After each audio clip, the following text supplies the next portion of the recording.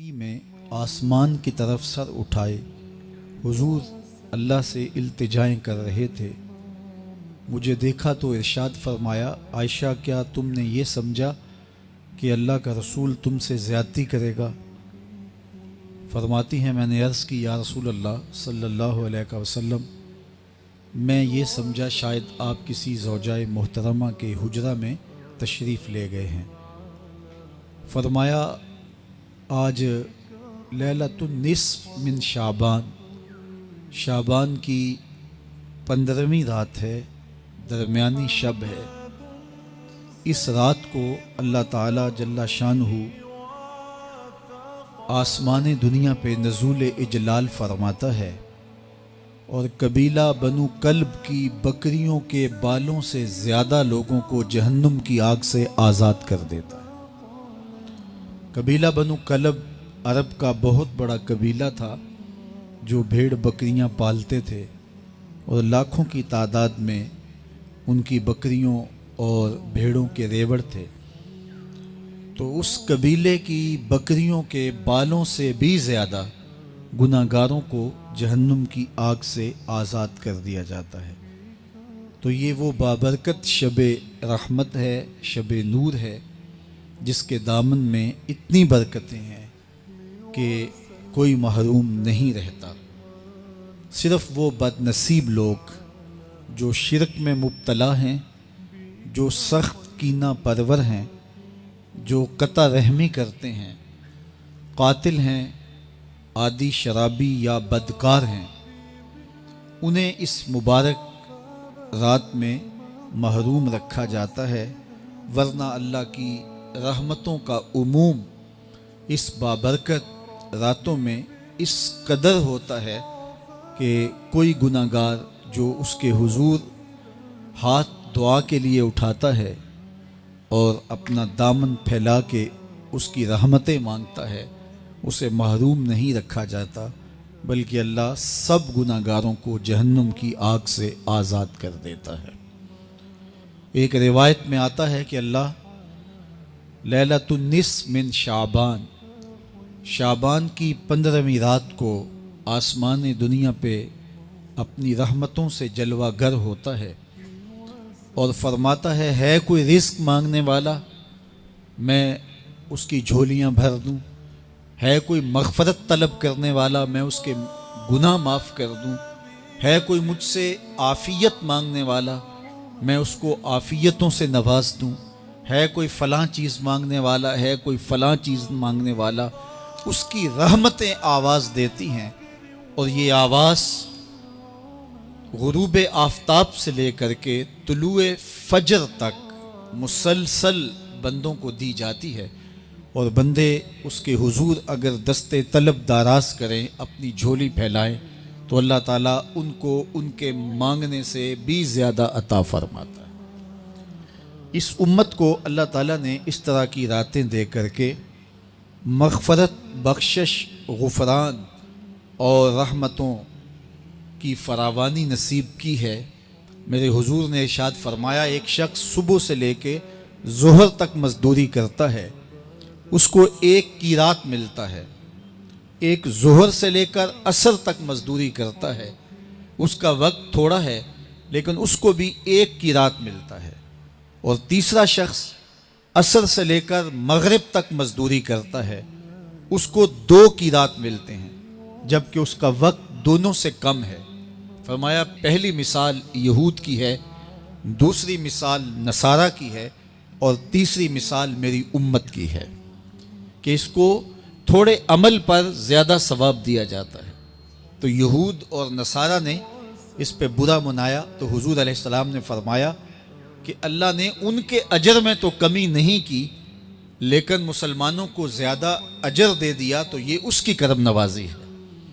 تو یہ تھوڑے وقت کی عبادتیں اور چند راتوں کی بیداری اور مخصوص اوقات میں اللہ کے حضور عبادت و ریاضت ایک گناہ گار کو کہاں سے کہاں تک پہنچا دیتی ہے، اس کے گناہوں کی معافی کا ذریعہ بھی بنتی ہے اور درجات کی بلندی کا سبب بھی۔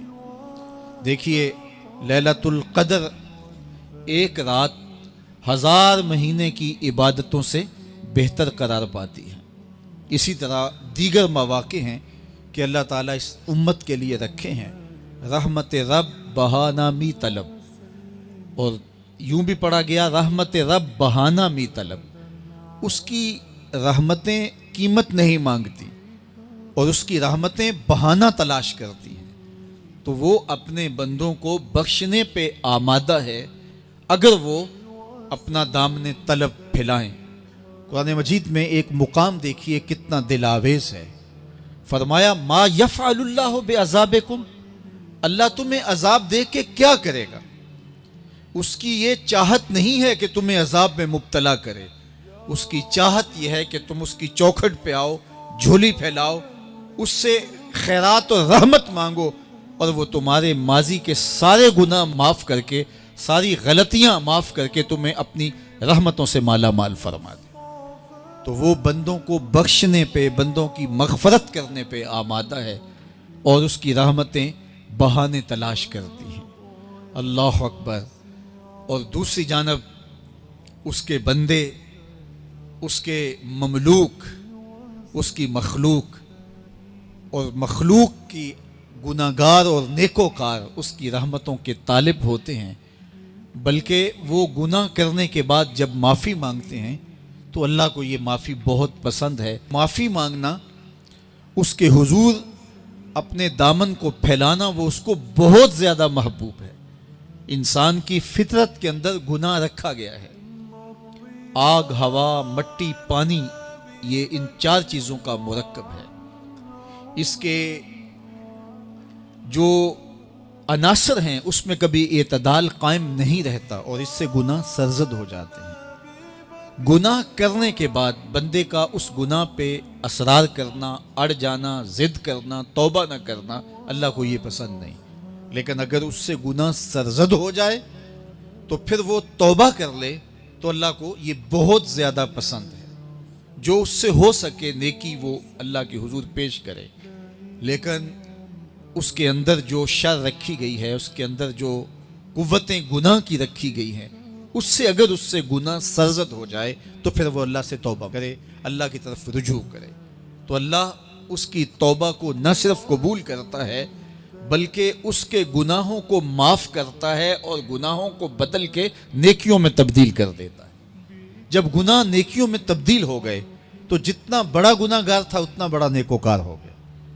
حضرت سیدنا عمر رضی اللہ تعالیٰ عنہ بازار میں جا رہے تھے تو ایک شرابی نے ہاتھ میں بوتل پکڑی تھی شراب کی، تو حضرت عمر ہاتھ میں درہ رکھتے تھے اور آپ کا جاہ و جلال دیدنیت ہوتا، تو جو ہی حضرت عمر رضی اللہ تعالیٰ عنہ کو اس نے دیکھا تو ڈر گیا اور دل ہی دل میں کہا اے اللہ آج عمر کے قہر سے بچا لے، میں تیری بارگاہ میں سچی توبہ کرتا ہوں، اور جلدی سے شراب کو بغل میں چھپا لیا۔ اتنے میں حضرت عمر سر پہ پہنچ گئے اور گرج کر کڑک کے کہا کہ یہ تیری بغل میں کیا ہے؟ چونکہ اس کو بوتل چھپاتے دیکھا تھا تو وہ ڈر گیا اور ڈرتے ڈرتے کہنے لگا حضرت یہ سرکہ ہے۔ اب تھی تو شراب، لیکن ڈرتے ہوئے بولا حضرت سرکہ ہے۔ تو حضرت عمر نے کہا نکال۔ جب نکالا تو شراب نہیں تھی، واقعی سرکہ بن چکا تھا۔ تو جب اللہ کے حضور کوئی توبہ کرتا ہے، اللہ اس کے گناہوں کو بدل کے نیکیوں میں تبدیل کر دیتا ہے۔ حدیث پاک میں آتا ہے کہ قیامت کے دن اللہ ایک شخص کو کہے گا کہ اپنا نامہ اعمال پڑھ، تو وہ نامہ اعمال پڑھنے لگ جائے گا۔ تو نامہ اعمال کے اندر چھوٹے گناہ بھی ہوں گے، بڑے گناہ بھی ہوں گے، تو اللہ سے حیا کرتے ہوئے، شرم کرتے ہوئے وہ بڑے بڑے گناہوں کو چھوڑتا جائے گا اور چھوٹے چھوٹے گناہوں کو پڑھتا رہے گا۔ جب وہ سارے گناہ پڑھ چکے گا اور کتاب ختم ہوگی تو اللہ تعالیٰ اسے فرمائے گا میرے بندے تو نے یہ جتنے گناہ پڑھے ہیں میں نے سب کو بدل کے نیکیوں میں تبدیل کر دیا۔ تو بندہ کہے گا اللہ ابھی تو میرے بڑے بڑے گناہ رہتے ہیں جو میں نے پڑھے ہی نہیں۔ فَضَحِكَ النَّبِيُّ حَتَّى بَدَتْ أَنْيَابُهُ، حضور جب یہ بیان فرما رہے تھے تو حضور اتنا مسکرائے کہ صحابہ نے حضور کی داڑھیں دیکھ لی۔ تو پہلے وہ بڑے بڑے گناہ چھوڑے جا رہا تھا، لیکن جب اللہ فرمائے گا کہ میں تیرے گناہوں کو بدل کے نیکیوں میں تبدیل کر دیا وہ کہے گا ابھی تو بڑے بڑے گناہ رہتے جو میں نے ابھی پڑھے ہی نہیں. تو جب کوئی بندہ اس کے حضور توبہ کرتا ہے، اللہ یہ نہیں دیکھتا اس نے گناہ کتنے کیے ہیں، یہ دیکھتا ہے بندہ آیا میری چوکھٹ پہ ہے تو اللہ اس کے پچھلے سارے گناہ معاف فرما دیتا ہے. اللہ اکبر. میرے اور آپ کے آقا و مولا نے اللہ کے حضور توبہ کرنے اور اس پر اللہ کی خوشی اور اللہ کی خوشنودی کا ذکر کرتے ہوئے ایک مثال بیان فرمائی کہ ایک شخص صحرا میں سفر کر رہا تھا تو وہ ایک درخت کے نیچے دوپہر کاٹنے کے لیے سستانے کے لیے رک گیا اور درخت کے ساتھ اپنے اونٹ کو باندھ دیا اور خود لیٹ گیا تاکہ دوپہر کاٹ لوں. تھوڑی دیر کے بعد جب اس کی آنکھ کھلی تو اس نے کیا دیکھا کہ اونٹ ماں ساز و سامان کے ساتھ غائب ہے. اب صحرا میں اونٹ کا گم ہو جانا گویا زندگی چلے جانے کے مترادف ہے. تو اس نے دائیں بائیں بھاگ دوڑ کے دیکھا کہ کہیں اونٹ کا نشان مل جائے، لیکن اونٹ کا نشان نہیں ملا. تا حد نظر کوئی انسانی آبادی نہیں. وہ بھاگا اور تھک ہار کے دوبارہ اسی درخت کے نیچے بیٹھ گیا اور پیاس سے ہلکان ہوا جا رہا تھا اور درخت کے ساتھ ٹیک لگا کے لیٹ گیا اور موت کا انتظار کرنے لگا. جن لوگوں نے صحرا کا سفر کیا ہے ان کو اس بات کا اندازہ ہوگا کہ کئی 100 میل تک انسانی آبادی ہی نہیں. اب نہ کچھ کھانے کے لیے بچا نہ کچھ پینے کے لیے بچا. اونٹ بھی غائب ہو گیا، توشا بھی ساتھ ہی چلا گیا. تو اب ظاہر ہے سیدھی موت ہی نظر آ رہی ہے. تو وہ اس درخت کے ساتھ ٹیک لگا کے بیٹھ جاتا ہے اور موت کا منتظر ہوتا ہے. تھوڑی دیر کے بعد پھر اس کی دوبارہ آنکھ لگ جاتی ہے. جب دوبارہ آنکھ لگتی ہے تو تھوڑی دیر بعد پھر آنکھ کھلتی ہے. جب دوبارہ آنکھ کھلتی ہے تو دیکھتا ہے کہ اونٹ جو گما تھا ماں ساز و سامان کے اس کے پاس کھڑا ہے. تو صحرا میں اس حالت میں اونٹ کا مل جانا زندگی مل جانے کے مترادف ہے.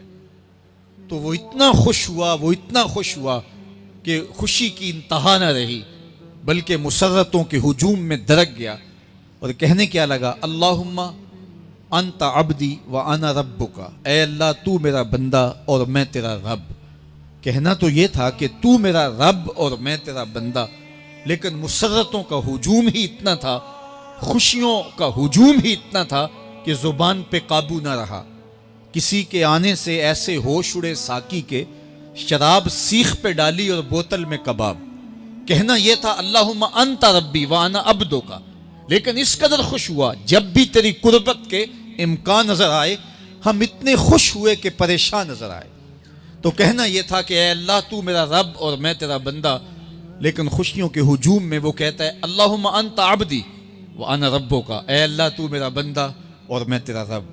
حضور یہ بات بیان کرنے کے بعد صحابہ سے پوچھتے ہیں کہ ذرا بتاؤ اس بندے کو کتنی خوشی ہوئی کہ خوشی میں زبان بھی قابو نہ رہی اور اپنے آپ پہ کنٹرول نہ رہا، اور خوشیوں کے ہجوم میں اسے یہ بھی پتہ نہیں چل رہا کہ وہ کیا بول رہا ہے. تو صحابہ نے عرض کی حضور بہت زیادہ اسے خوشی ہوئی. تو میرے حضور نے یہ بات کرنے کے بعد ارشاد فرمایا، جس طرح اس کو گما ہوا اونٹ ملا اور اس کی خوشی کی انتہا نہ رہی، تو فرمایا جب کوئی شخص توبہ کرتا ہے اور اللہ کی حضور پلٹ کے آتا ہے، گناہوں سے معافی مانگ کے اس کی دہلیز پہ آتا ہے، میرے حضور نے فرمایا اللہ اس سے بھی زیادہ خوش ہوتا ہے کہ میرا بندہ میری چوکھٹ پہ آ گیا. تو وہ یہ چاہتا نہیں کہ اپنے بندوں کو عذاب